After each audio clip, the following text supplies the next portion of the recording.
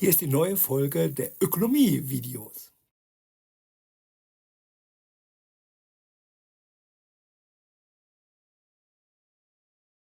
Welcome to The Explainer. Today, we are jumping headfirst into the wild, exciting, and, let's be honest, sometimes treacherous world of cryptocurrency. It is a place of absolutely mind-blowing innovation, but it's also a serious hunting ground for scammers. So our goal today is to give you a toolkit to tell the difference. To get a sense of the sheer scale we're dealing with, just look at this number. Around the end of 2022, there were something like 21,000 different cryptocurrencies out there. You know, we're not just talking about Bitcoin and Ethereum. It is a massive, sprawling digital universe. And all of that variety, well, it adds up to an almost unbelievable amount of value. The total market volume was sitting at nearly $1 trillion. With that much money on the table, it's really no wonder there's so much excitement, so much hype, and unfortunately, so much opportunity for fraud. So here's our roadmap for this explainer. We're going to start with the mindset that makes these scams even possible. Then we'll dive deep into one of the biggest crypto frauds in history. After that, we'll look at the bigger picture, and most importantly, we'll finish up with how you can protect yourself. Okay, let's get into it. The massive success of early cryptocurrencies like Bitcoin created, well, a modern-day gold rush, right? Everyone heard these incredible stories of people becoming millionaires overnight, which created this powerful mix of hope, ambition, and a very, very dangerous emotion. And that emotion is FOMO, the fear of missing out. Scammers know this. They know that when people see a rocket ship taking off, their biggest fear is not being on it. They prey on this impulse, pushing people to invest first and ask questions later, if ever. This is really the psychological key that unlocks the door for so many of these scams. And this brings us to a perfect case study, a project called OneCoin. It showed up on the scene in late 2014, and it didn't just promise to be another cryptocurrency. It came with a much bolder and far more seductive claim. They called themselves the Bitcoin Killer. I mean, talk about brilliant marketing. It was simple, it was powerful, and it was aimed directly at anyone who felt like they had missed the Bitcoin boat.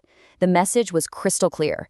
This is your second chance, and trust us, it's going to be even bigger. And the pitch for OneCoin was it was built with incredible care. It wasn't just about getting rich. They were selling a vision, a new global currency, a noble mission to help the unbanked. All of it led by the brilliant and charismatic Dr. Ruja. They held these huge rallies in arenas like Wembley Stadium, making it all feel so real and so legitimate. You weren't just buying crypto, you felt like you were buying into a movement. But, and this is a huge but, behind that inspiring vision, the entire operation was a lie. So now we're going to dissect how OneCoin was engineered from the ground up, not to be a currency, but to be a machine for sucking money out of its investors. The gap between what OneCoin promised and what it actually delivered was just staggering. They promised a global marketplace, but the BBC pretty much described it as an online flea market for junk. They promised an exchange where you could cash out your OneCoin for real money, but guess what?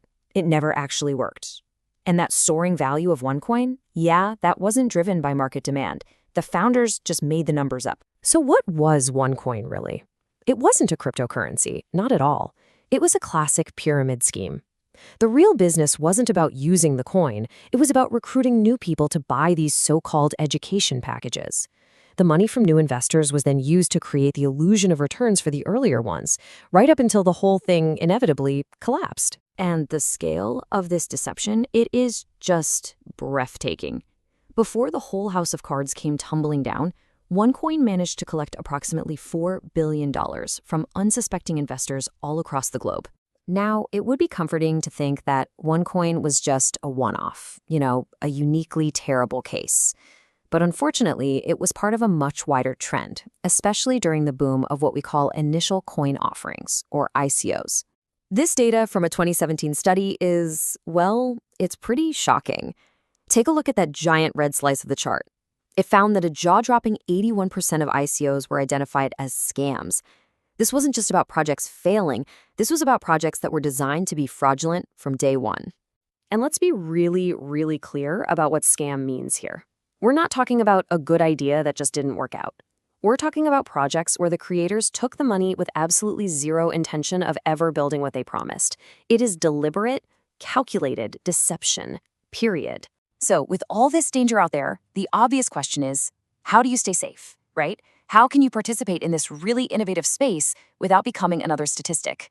Let's break down how you can build a self-defense kit. It really boils down to a simple 3-step framework. First, understand the innovation. Be critical. Ask yourself, is this project solving a real problem in a new way, or is it just a bunch of buzzwords promising the moon?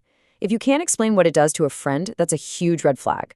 Second, research the founders. Who are these people? Are they public figures with real-world experience and a reputation to protect? Or are they just anonymous accounts with cartoon profile pictures? A legit project has accountable leadership.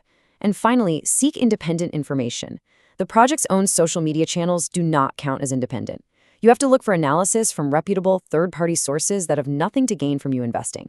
The crypto world promises to decentralize finance and create incredible new opportunities. And it can, but to navigate it safely, maybe the most important asset you can hold isn't a coin at all, but a healthy, well-informed skepticism. Keep that in mind. Thanks for joining us on The Explainer.